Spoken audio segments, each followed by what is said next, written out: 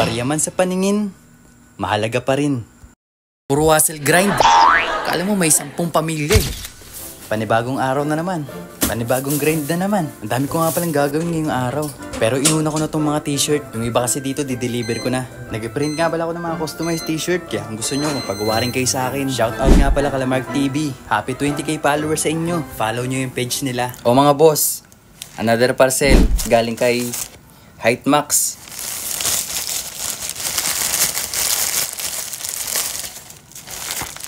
Uy, dalawa. Ito pala yung bagong product nila. Yan yung mat Sunstick. At itong isa, itong Nutrimax C. Ito yung may kasama pang patangkad. Siyempre, gusto din natin tumangkad eh. Kaya magte-take tayo nito. Thank you sa pagpapadala nito.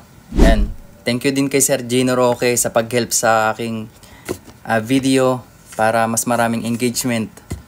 Napaka-solid ng product nyo. Wow!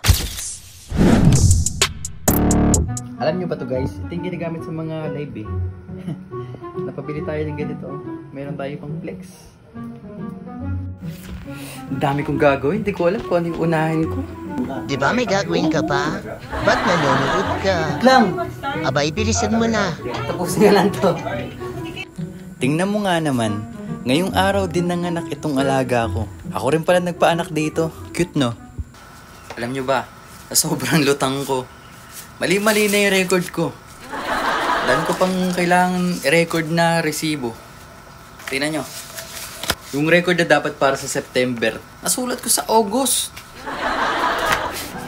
Nakapagod din ano? Pag dami ginagawa, sunod-sunod, hindi mo alam kung anong unahin mo. Well, ganun talaga. Kailangan eh.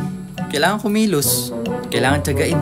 Hindi na nga ako makapaglaro eh. Hindi na ako makapag-ML. Ang dami pa ako din nagagawan dito ng video eh. Kapagod. Hindi biro yung mag-edit ka ng 3 video sa isang araw. Ganun talaga eh. Ikaw na yung nagsulat ng script. Ikaw pa yung nag-video. Ikaw pa yung nag-edit. Ikaw rin yung director. Ikaw na lahat. Pero masaya. Ano nakakapagod? Wala na akong time lumandi. Puro hustle grind. Kala mo may 10 pamilya eh. Pero alam nyo, kahit barya-barya lang tong kinikita natin sa ngayon, malaking bagay to sa akin. Dadami din yan soon.